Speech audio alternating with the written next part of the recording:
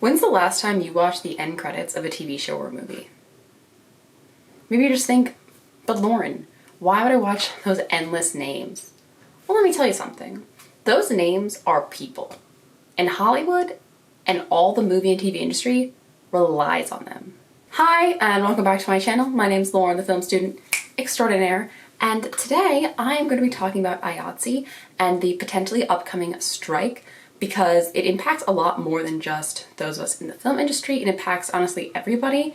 And I am honestly dismayed by how few people outside of the entertainment industry even know what I'm talking about. This video is going to be in a couple parts. I'm going to talk about the background leading up to today and then what a strike would mean for you. So if you're interested in understanding how your favorite Netflix show might get canceled or postponed, keep watching.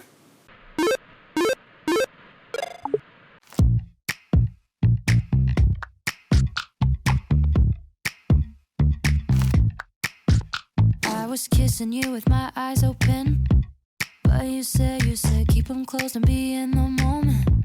Also, I did some research. All my links will be down below, but I will be referring to my computer a bunch because I want to make sure I say the right stuff, because what's the point of doing research if I'm then just going to blab my big fat mouth?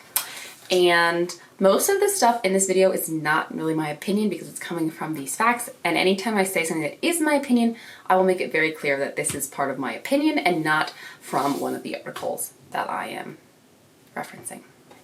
So first off, you might be like, what is IATSE? Now, IATSE stands for the International Alliance of Theatrical Stage Employees, Moving Picture Technicians, Artists and Allied Crafts of the US, its territories, and Canada. But most people just think of the first phrase, the International Alliance of Theatrical Stage Employees, and IATSE. Now, over 150,000 people are represented in this group, and it is a union. Now, a lot of people, I think, don't think unions exist anymore, but they do, especially in the entertainment industry. There are different unions for everything: cinematographers, the people who hold the camera, to the electricians, to the wardrobe people, to any job on a set is a union job. Now, there are union and non-union sets, but the important thing about this situation is because IATSE sets the industry standard. So, whether or not it's a union or non-union job, what the decision about IATSE and the employment regulations, which we'll talk about later in the video, are going to affect everyone in the entertainment industry. IATSE and Hollywood have an agreement that they make a new contract every few years, and because of COVID, there was kind of an extension and new COVID protocols, but those COVID protocols expire on Thursday, September 30th, meaning that unless a new negotiation or something is reached, there will no longer be any kind of COVID testing, no mask mandates, etc. on sets. They also need to come up with the next set of rules for shoots in general. And because there has not been an agreement yet, because of what IATSE wants and what the Academy of Motion Pictures and Theatrical Pictures wants, there is a conflict which might lead to a strike.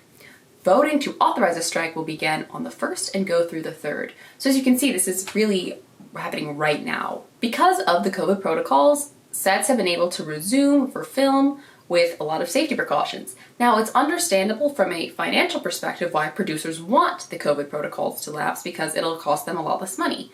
However, that greatly endangers the safety of the crew as well as the cast. So I personally am on the side of the crew here. I think that there should be keep up some of these protocols, definitely for the near future. And honestly, certain things such as 10-hour days, which were enforced earlier, I think would be great all the time. But let's get away from my opinion and get back to the facts. As I said, IATSE and the basic agreement between them and the AMPTP, the Academy of Motion Pictures, Theatrical Pictures, that is the basic agreement, and this sets the industry standard. Now, the official basic agreement between IATSE and the AMPTP, I'm just gonna call it the Academy from here on out, officially expired on September 10th. However, the union, IATSE, said to their workers, just keep going for now. We'll see what happens with COVID, and then we'll make an update. So they've been going to work following those old protocols of the basic agreement anyways, even though that contract technically expired. If there is a strike, then obviously the COVID protocols and those basic agreements are no longer, or will become void, as well as if the COVID protocols lapse. So they really need to come up with a agreement or a decision to even maintain what they have for now until another decision is made, or a lot of protocols and agreements will go out the window.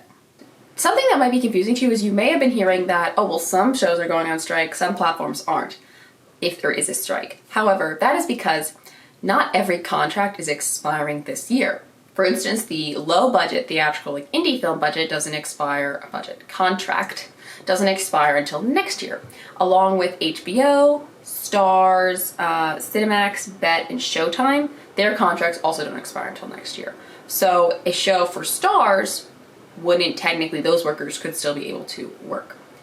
But the COVID protocols are spanning all of them. So those COVID protocols are still expiring December 30th, regardless of what the show is, what the platform is, who the studio is. COVID protocols affect everybody right now. That's the background information. Now let's move on to the situation today. I began understanding that something's going on with IATSE when all over my Instagram, I started seeing people in the industry that I follow sharing posts from an Instagram account called @IA_stories. Now these are anonymous, submitted via DMs, and they're pretty much often horror stories about things that happen on set. Sometimes there's a good example of someone that was saying that, hey, we can have a set that has less hours, that has food, that treats the crew better and still be successful. But for the most part, they're just really sad stories that sometimes make me wonder, why am I going into this industry? Because it's just really depressing and disheartening. And I'm going to read a couple of those stories for you right now, and I really encourage you to go check out this Instagram and look at more of them as well. Here's a short story. I am on a show right now that has consistently pushed 17+ hour days. We've had 3 PAs, production assistants, fall asleep at the wheel. The paints crew were pushing 19+ hour days. The main actress posted a photo of herself in solidarity. Funny, because she is also a producer, and it is well within her ability to create a better work environment. Photo ops by actors mean nothing, and it's actually more insulting than anything else. Alright, this story I'm going to read has a trigger warning for suicide. My daughter tried to commit suicide. I found her, picked her up and loaded her in the car, took her to the hospital, handed her over for care, and was told I had to leave her. I went home and showered and drove to work because I had a 5:30 a.m. call.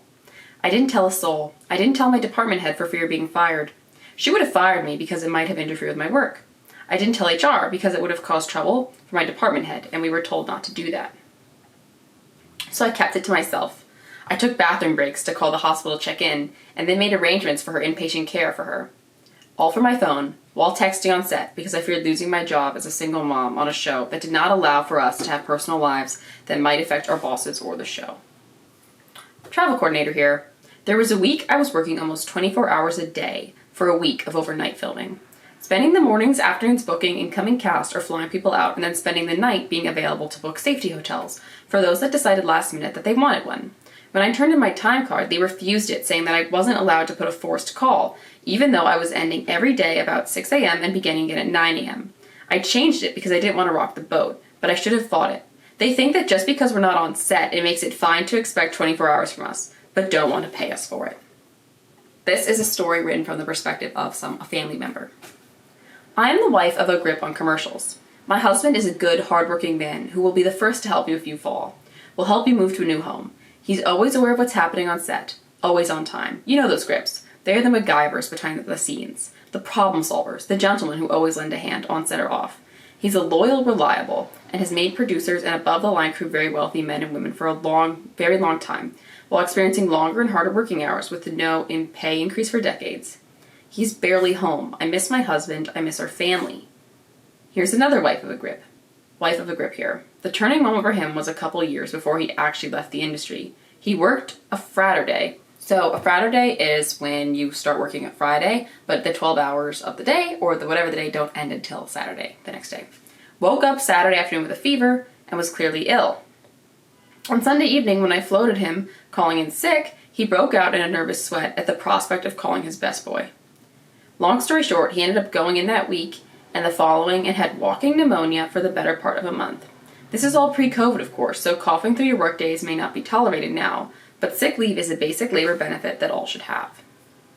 this next story is, I think, very depressing about how a lot of people on set, their health issues are just completely brushed aside. A couple years in as a set PA, I was on a night shoot in a park and put up on a lockup on the opposite side of a little hill from set. It was dark and I was out of sight from everyone. This was my first time being back on set after being no longer pregnant. All very unexpected. I was on my period and it was terribly heavy, not to mention painful. I asked on walking multiple times to be covered so I could go 10-1, but no one responded. When we finally cut and were released for lunch in the middle of the night, I walked directly to the first AD and said I needed to go home to change my clothes and told him why. Thankfully, I was wearing black and the lighting was spotty. I had been standing at my lockup soaked in blood. I bled through a super tampon and pad, underwear, leggings, and jeans. It was a cold night. I had to find a garbage bag to put on my car seat to drive home. Got home, cleaned up, changed, and went straight back to set. Needless to say, everyone was back in when I got back, and I had to rush back to set. I've kind of blacked out the rest. I was in my mid-20s then. Now in my mid-30s, I don't know when or if I'll be able to get pregnant. Followed by so many more questions if I'm able to. Still in the industry.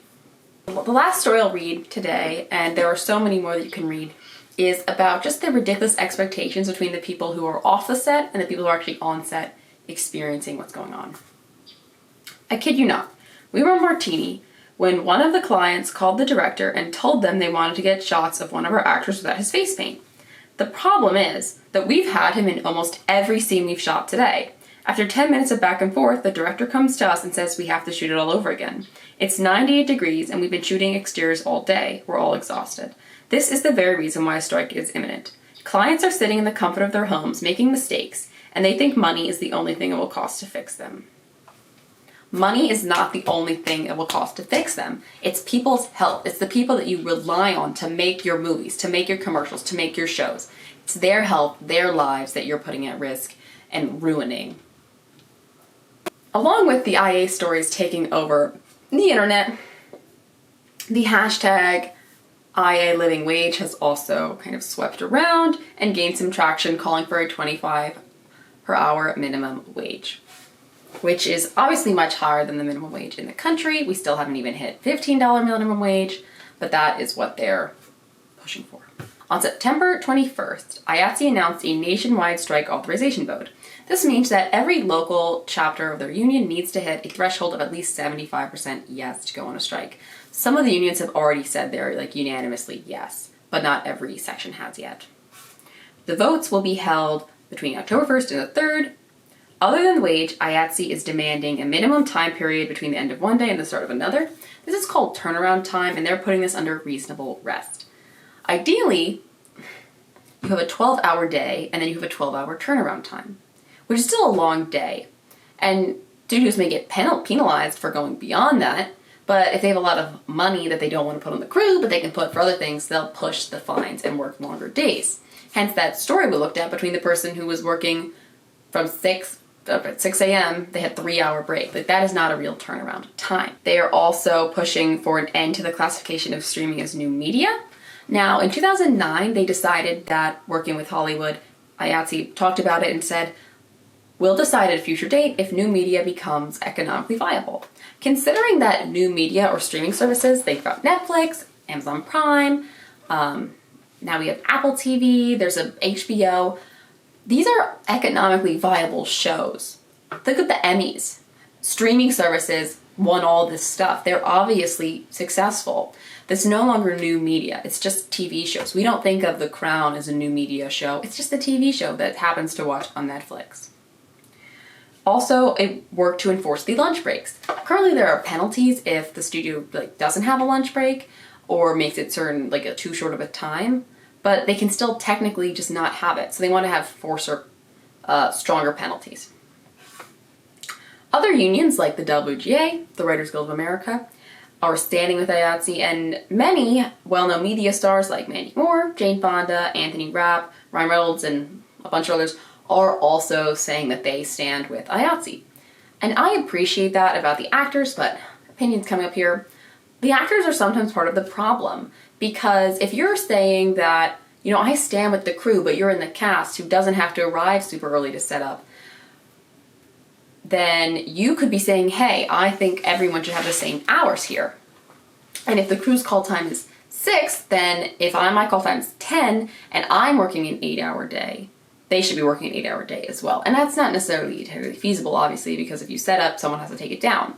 But it's just the fact that these actors are saying that they stand for IATSE, they're with them in solidarity, but they're not pushing the executives or their agents to argue for better working conditions. So now we get to what a strike actually means. The general idea, it just goes dark. The industry just shuts down.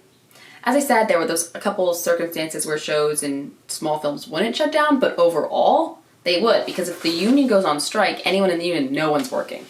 That means no one can hold a camera. No one can plug something in. And that may seem like, well, someone else will hold the camera, but that's not how the union sets work, and also who has the skill to use certain equipment. It also affects more than just Hollywood if the film industry shuts down. There's a major film industry in New York and a huge one in Atlanta, Georgia. According to an article I was looking at, their industry is worth $4 billion, and that will just stop.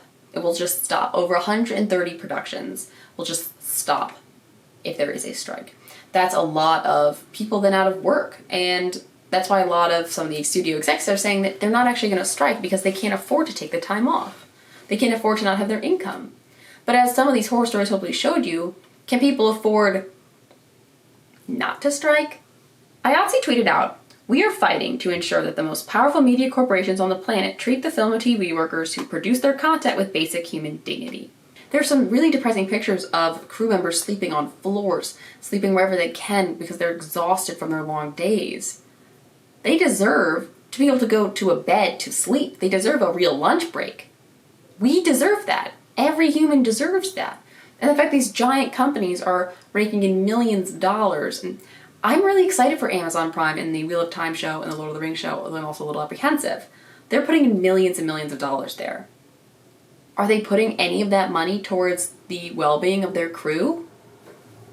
The Academy has accused IATSE of elevating tensions regarding the agreement because of, revealing things or exaggerating what they're talking about, like in some of these stories, in some of the media they're pressing. And in my opinion, you're not elevating tensions if you're just revealing the truth. Potentially some of these stories are exaggerated. I doubt any of them are completely made up. And the fact that some people are agreeing with them, some people that I know in the industry from my time in LA that I've talked to, they're all saying it's legit. My professors who worked at it are saying they're real stories. They've had horror stories. And I think the Academy is just really scared because people are actually talking about them instead of just being like, well, this is the way it's always been. This is the way it always will be. I think it is pretty interesting to note that this would be the first major Hollywood strike since the writers' walkout in 2007, which of course resulted in a lot more reality TV. And the first crew strike since World War II. So this would be really a big deal. And I personally hope that they do end up going on strike if the Academy doesn't give them what they want. If you binge content or even watch something once a week or even once a month, if you ever have enjoyed a movie or a TV show, you have enjoyed these people's work. You may only be thinking of the big name directors like Steven Spielberg or some big actor or actress, but you are watching something that so many people helped to make, so many people helped to bring to life. And they deserve all of your appreciation. They deserve rights, just like every single other person.